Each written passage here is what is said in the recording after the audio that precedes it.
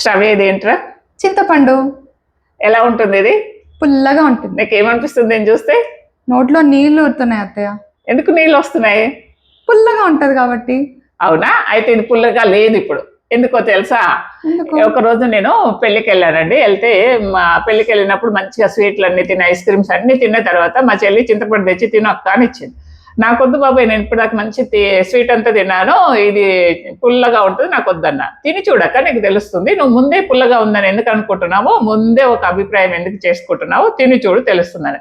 నిజంగా తిని చూస్తానండి, ఇది చాలా తీయగా ఉంది. అంటే ఈ మధ్యనంటే చింతపండు మారిపోయిందంట. కొన్ని రకాల చింతపండ్లు పుల్లయి కూడా ఉంటాయి, తర్వాత కొన్ని తీయగా కూడా ఉన్నాయి. అలాగే మనుషులలో కూడా ఎవరి మీద నీకు ఒక అభిప్రాయం ఉంది, ఎవరి మీద ఎవరైనా నేను కోప్పడ్డారు, లేకుంటే వాళ్ళు మంచిగా అనిపించలేదు నీకు, వాళ్ళ ఇంటికి వెళ్ళినప్పుడు నీకు మంచిగా అనిపించలేదు, అప్పుడు నువ్వు ఏమనుకుంటావు? మళ్ళీ ఇంకోసారి వెళ్ళేటప్పుడు అమ్మో వాళ్ళు అలా ఉంటారు అని ఒకటి ముందే ఉంటుంది కదా కదా. మళ్ళీ ఈసారి వెళ్ళినప్పుడు వాళ్ళు మారిపోయి ఉంటే, ఇది ఇప్పుడు ఈ చింతపండు మారిపోయింది కదా, తీయగా ఉంది కదా ఇప్పుడు ఇది. నిజంగా దీన్ని చూసి నేనేమనుకున్నా? పుల్లగా ఉంది, తినకూడదు అనుకున్నా. తిని చూస్తే ఏమైంది? తీయగా ఉంది.